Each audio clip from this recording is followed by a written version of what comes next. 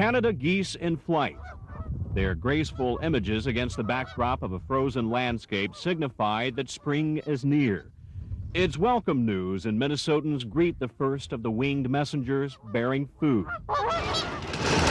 Well, this is not exactly a glamorous job you have here.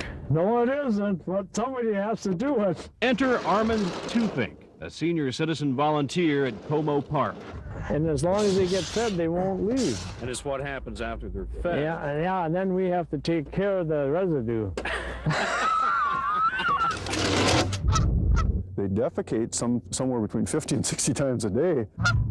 Sorry about that. They're just like a big food processor, and they're just cranking this stuff out. That stuff creates a real and slippery hazard on running paths. And the culprits themselves, increasing in number each year, pose a potential threat to air traffic. To fully comprehend how big the problems become, you need only consider how big the population has become.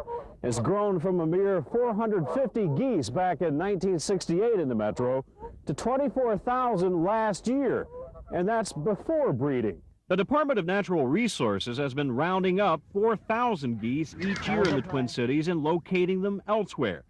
Now, with elsewhere running out of space too, we have to find some alternate ways to get rid of the birds, and one of them, of course, is eat them. Actually, it's a bit more complicated than that. The DNR is conducting a pilot study this year and will have 200 of the birds killed and processed, then donate them to food banks. This is just to see, if it's feasible to fatten the birds up, as it were, and if people will accept the birds as, as a food.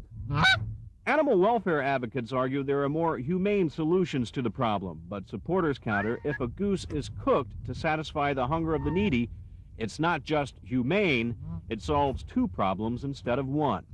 Brad Woodard, KARE 11 News, St. Paul.